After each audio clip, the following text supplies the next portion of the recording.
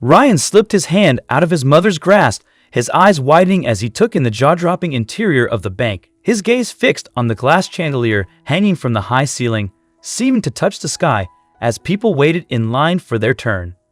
The little boy was captivated by the sophisticated interior of the bank since it was completely different than what he saw at his school and the playground. This was the first time he had accompanied his mother to the bank.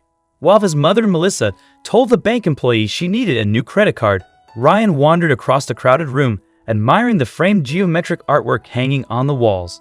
As his tiny steps carried him from one end of the tiled floor to the other, he stumbled across a black backpack sitting in the corner of the room. Curious, Ryan sat beside the bag and inspected it closely. Although he couldn't recall where he had seen the bag previously, he felt it was familiar. While sitting next to it, the little boy could hear a soft ticking sound from the backpack, but he couldn't understand what it was. Excited, Ryan rushed back toward his mother and tugged at her sleeve. "Mummy, look what I found," he exclaimed. "Wait a minute, sweetheart. Mommy is busy right now." Melissa smiled at her son before continuing her conversation with the bank employee.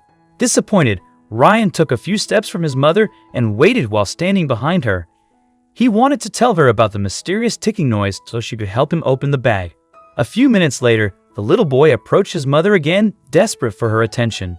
"Mummy, I found something over there." He pointed towards the bag. "You have to see it, please. It's making a sound too." "Ryan, for the love of God." Melissa turned towards her son angrily. "Can't you see I'm busy?"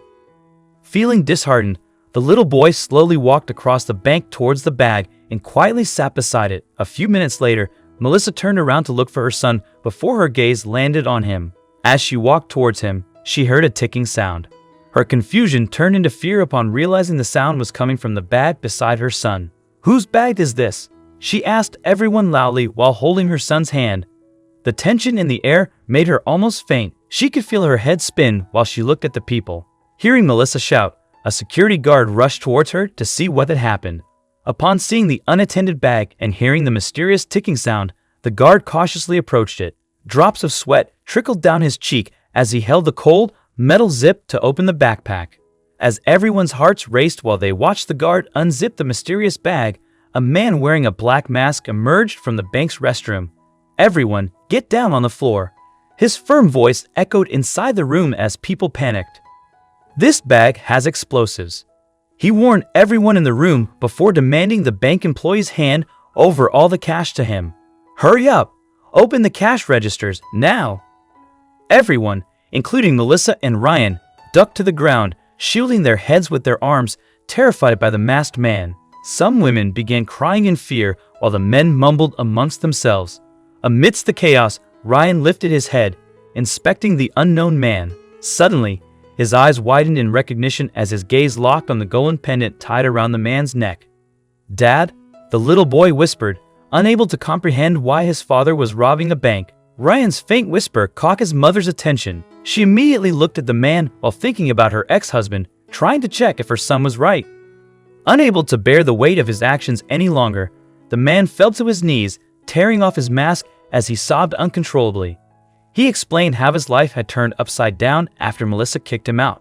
"I was jobless for months before I had this sharp pain in my abdomen. I went to the doctor, and he told me I needed surgery. I was ill," he revealed as tears trickled down his cheeks. "I didn't have enough money for it, so I decided to rob this bank," he continued as people gasped after watching him cry. "I had planned to turn myself in after the surgery. I don't mean to hurt anyone. And this bag? I kept a watch connected to an amplifier to scare people with the ticking sound." Fred yearned to meet his only child all these years, but Melissa asked him to stay away. After kicking him out 2 years ago, she told Ryan his father had abandoned them, while Fred wished to watch his son grow up. Listening to Fred's heartfelt confession inside the bank, Melissa's heart melted. "I'll pay for your treatment, Fred. You don't need to rob a bank," she said while Ryan quickly ran towards his father and hugged him tightly. "I love you, Daddy, and I miss you so much," Ryan said while resting his head on his father's shoulder, wondering why his mother had lied to him. Since the man had attempted to rob a bank, the police arrested him. In the following months, he served his sentence while receiving treatment for his illness. The incident led Fred to reconnect with his son, prompting Melissa to recognize the need to prioritize her son's safety. She had inadvertently endangered him by not listening when he tried to alert her about the bag in the bank. After Fred's release from prison, he quickly secured a job and started spending quality time with Ryan, making up for lost years. Meanwhile, Ryan matured, comprehending the complexities of his parents' relationship. He embraced their imperfections and grew to love them unconditionally.